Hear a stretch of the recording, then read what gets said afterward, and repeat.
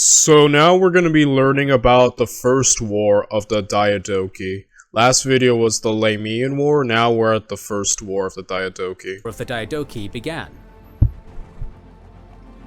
Antigonos, the governor of Phrygia, joined Antipater after receiving incriminating letters written by Perdiccas, which revealed that he was scheming to discard his wife Nicaea, who was Antipater's daughter, in order to marry Alexander's sister Cleopatra. Even before this, Antigonos had disliked Perdiccas, as did Ptolemy, due to frictions in personal and likely courtly relationships. This event spurred Antigonos to begin mustering his troops to cross into Asia and overthrow Perdiccas, thus commencing the war. On his end, Perdiccas was not without friends. Eumenes, who had received and subsequently tamed the restless province of Cappadocia, was allied with him, as were some other generals like Antigenes, Python, and Seleucus. Archidaeus, henceforth known as Philip III, was likely still in Babylon with his half-niece wife Eurydice. The tale of how the couple married is noteworthy in itself, and we discuss it here. Eurydice was the daughter of Alexander's half-sister by an Illyrian warrior princess, Kinane, and King Amyntas IV. Kinane had already begun marching on Babylon as soon as she heard of Philip's ascent, but Perdiccas, terrified that he would lose power should she arrive, as the fierce princess could assume an active political role in her capacity as queen, sent his brother Alcetus to confront her. Alcetus killed the fearless princess in the commotion, but his troops, disturbed at the death of a royal of Macedon, revolted against him and then brought Eurydice to be married. Kiane, Eurydice, and other Argead princesses like Thessaloniki and Cleopatra were fearless and scheming in their own right, and had ancient Macedon society been less decidedly patriarchal, they might have achieved as much as Alexander himself. Perdiccas had two fronts to fight on, Egypt and Asia Minor.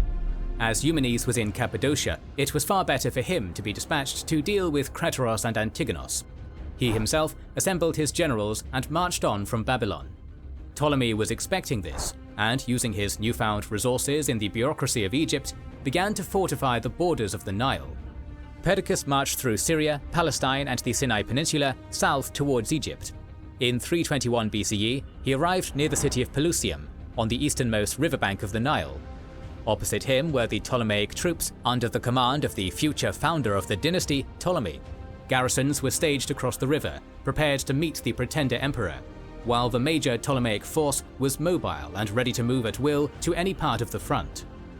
Perdiccas began to look for a good place to cross, but could find nothing as Ptolemy was following his every move from across the Nile. Perdiccas understood that if the rebels gained strongholds in their satrapies, things would escalate and the war would drag out indefinitely. Unable to afford this, he chose stealthiness and moved upriver under the cover of darkness to find a place to cross while evading Ptolemy's detection. All night, the army of Perdiccas marched until they reached a fort called Camel's Rampart, where a small garrison had been placed in accordance with Ptolemaic strategy.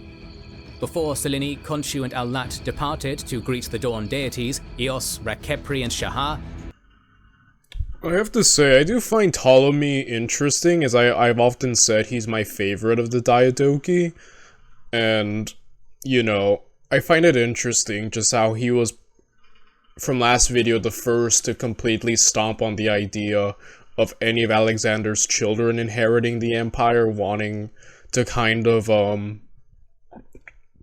you know, have a council of rulers. I think he was always trying to get something for himself, definitely. And here, immediately now, he's fighting a war of defense against Perdiccas, who's kind of the main guy of the empire right now. He's the regent, right? So he has the most legitimacy and rising power, at least in that regard. And so now, you know, he obviously wants to stop this quickly, though I think Ptolemy's defense and mobility definitely give him the advantage. I know Perdiccas, I think he dies, right? He gets killed, so, yeah, Ptolemy, it's interesting watching these, because when you're watching, like, Alexander, for example, you're watching a man unrivaled in terms of military prowess, one of the greats. You just expect greatness and genius all the time. though what I find interesting about the Diadochi is that they're more or less kind of equal. Like, you know, they're not as geniuses to the caliber of Alexander per se. Not to say they're dumb or stupid. Well, at least I don't know if all of them were, but you know, point is, it's more like equal. So it's kind of a bit more suspenseful because you're like, how are they gonna pull this off? And they don't have a monopoly on like the phalanx, or you know, they're all privy to Alexander's tactics, so they're all kind of using it. So it's like, I don't know, it's like a weird, more even situation. You get what I'm trying to say, right? Like, I don't know. I really like it though. I find it fascinating personally. Perdiccas assembled his forces and attacked the fort. His Indian elephants were in front, while the silver shields were straight behind, ready to scale the walls with ladders. Meanwhile, Perdiccas himself was at the rear flank with his cavalry. It appeared like the perfect plan, combining the might of the elephants to pressure the defenders and use the silver shields to scale the walls. However, Ptolemy had managed to counter this and use his troops' speed and discipline to catch up with the enemy. Entering the fort, the governor of Egypt pushed the attackers back. Perdiccas, ever desperate, threw his elephants and silver shields against the camel rampart's walls. After multiple waves of assault upon the now fully garrisoned walls and high casualties on both sides, Perdiccas decided to retreat and find a hotspot further down south for his crossing. He eventually found the site of Memphis, where a small island lay between the two riverbanks, but the current and depth made the crossing incredibly challenging. Perdiccas put forth his elephants in a line next to the islet and used their massive size to lower the current, and in front of them placed the cavalry to pick up any stragglers in the current. His troops began to march to the island, and initially some of them succeeded. The problem was that the sinking sand of the river almost made the elephants and horses lose their footing, and thus they retreated back to the shore. A large contingent of the force was now stranded, and a desperate Perdiccas summoned them back through a much deeper Nile. While some survived, a lot of soldiers perished. Much like Caligula would centuries later, Perdiccas had fought a battle with water and lost. What are you talking about? Caligula won, though. Like, you know, he defeated Neptune. Yeah, so Perdiccas... Oh boy. Alexander... It doesn't seem like Perdiccas has much resources, at least in terms of siege war, because I feel like Alexander probably... Now I feel like I'm just going to be comparing everyone to Alexander, which is kind of historically accurate, because I'm sure everyone was being compared to Alexander, at least because he's the guy that all people should be compared to at this point in history, you know, in terms of competence and greatness. And so, yeah, Alexander probably would have, like, built something, or, like, try to construct, like, a moat or a bridge. Granted, I think Perdiccas doesn't have time, he needs to get across quickly. But still, you know, this whole... It was a little out of the box thinking with the whole lighting up the elephants and cavalry. That was actually kind of smart. You know, that was a kind of smart, out of the box thinking. And it worked for a time, unfortunately, it couldn't forever. So... yeah, good effort though. I think that was a somewhat creative solution, you know?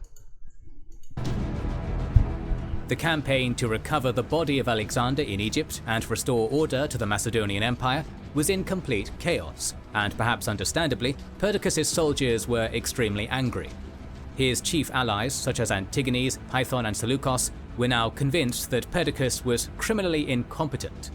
Seeing that the soldiers were angry and out for blood, these three decided to restore order the only way they knew how, entering Perdiccas' tent and killing him, unceremoniously ending the life of the regent of Babylon in the first year of the Wars of the Diadochi. Dang.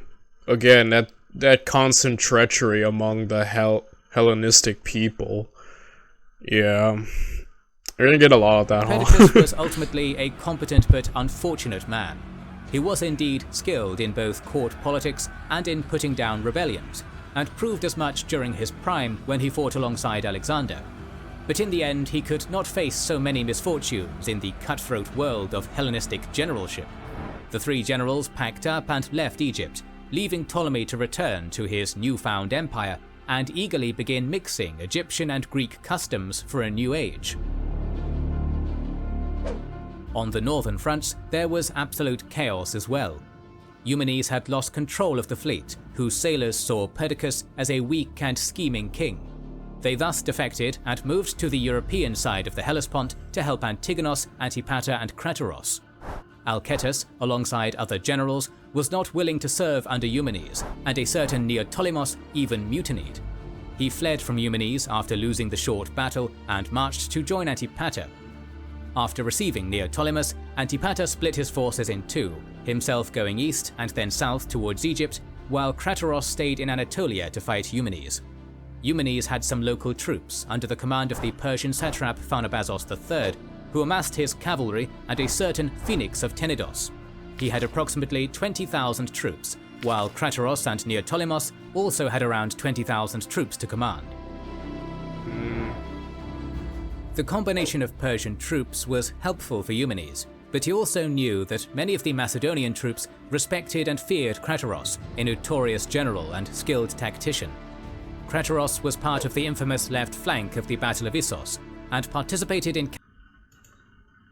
Craterus was known for his loyalty to Alexander, thus it should come as no surprise that he shifted his views against Perdiccas' faction when he saw their scheming as manipulating the royal throne.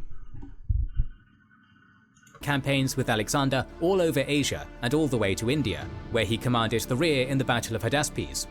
His conduct in the Lamian War, while likely unknown in detail by the soldiers in the east, further provided his credentials. Eumenes knew that a fight between Macedonians would not be welcomed by his soldiers, and devised a plan worthy of Sisyphus. When the two armies met somewhere in Phrygia to fight the famous Battle of the Hellespont, Eumenes lied to his men.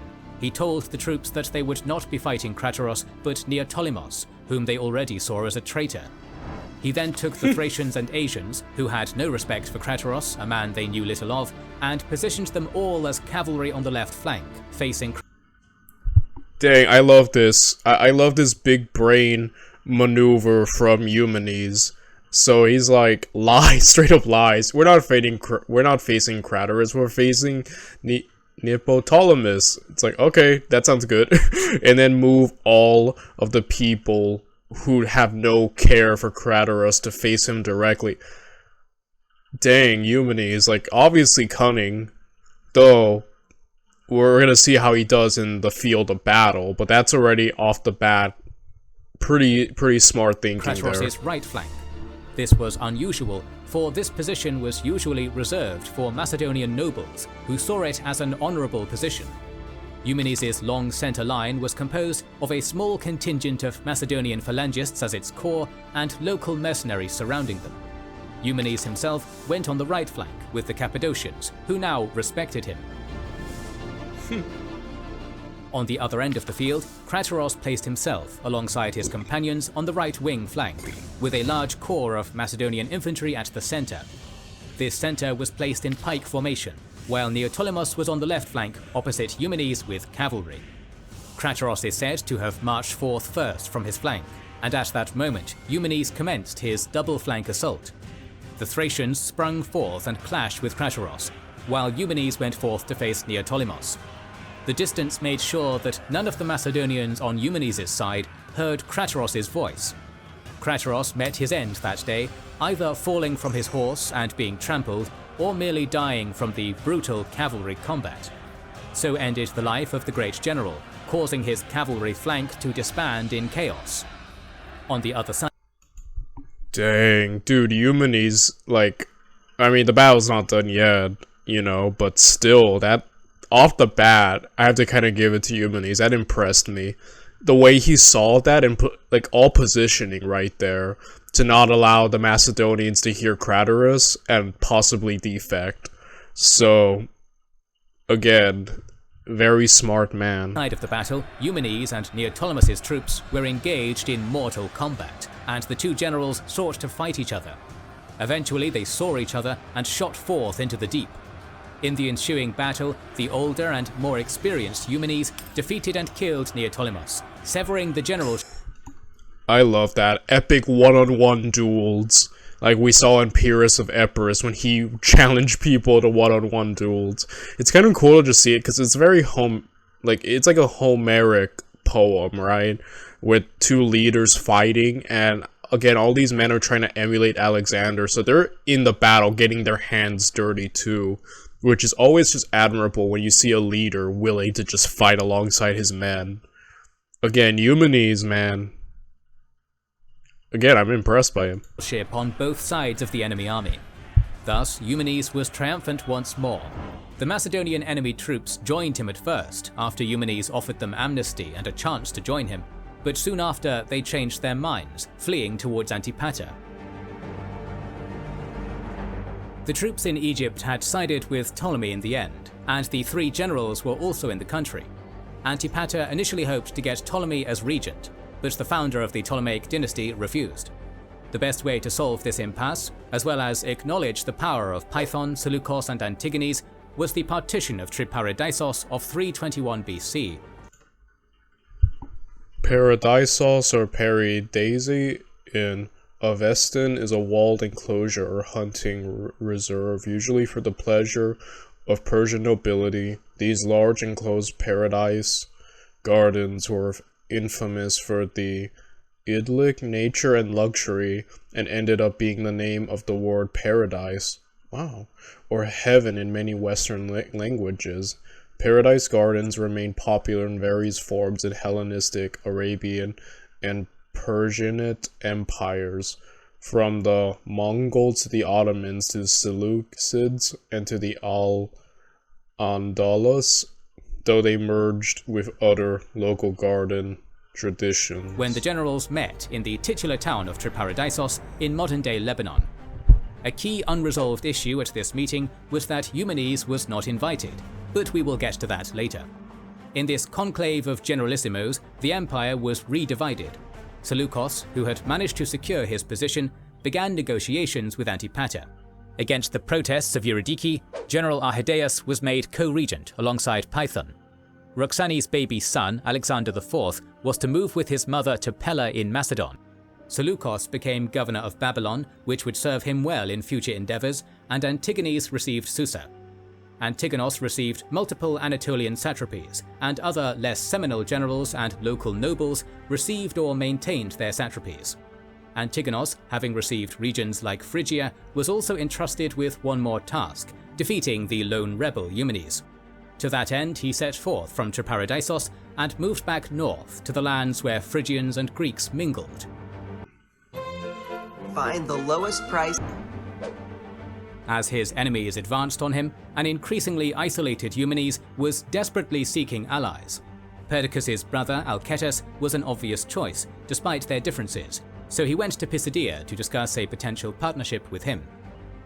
Unfortunately, both wished to rule the army, and after much headbutting, Eumenes left with his troops, presumably after pillaging and stealing all food from... Yeah, Eumenes is completely outnumbered. Like, I don't know how he could get out of this situation. It seems like almost unwinnable now. Alcetus's camp. It was now a deadly game of cat and mouse in the depths of Anatolia, where the ghosts of Xenophon's 10,000 roamed in Hittite and Lydian ruins alongside the shade of Croesus. Antigonos continued to march, trying to hunt Eumenes down. In a mysterious place called Orcinia, Eumenes decided to make a final stand. However, the sly old fox Antigonos was not going to fight without some Odyssean tricks of his own.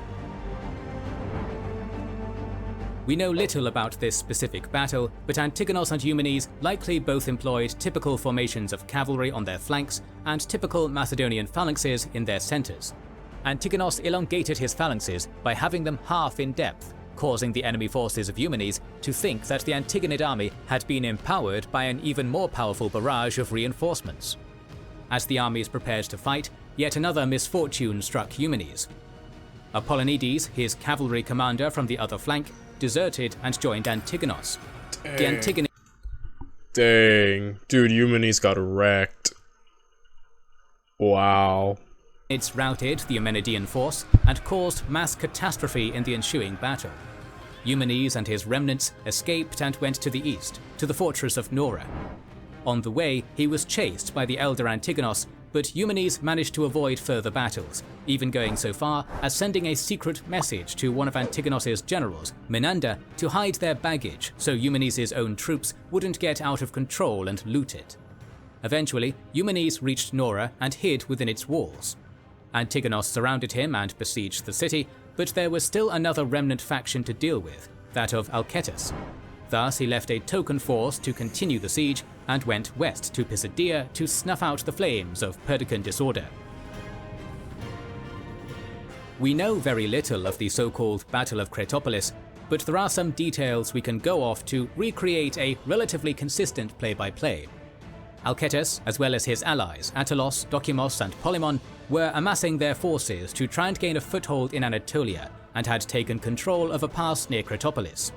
Antigonos' forces consisted of 40,000 infantry, 7,000 cavalry and 200 elephants, as opposed to Alcetus' forces, which numbered around 20,000. Diadoros mentions that Antigonos' army managed to march through most of Anatolia in 7 days, a feat of incredible endurance and discipline.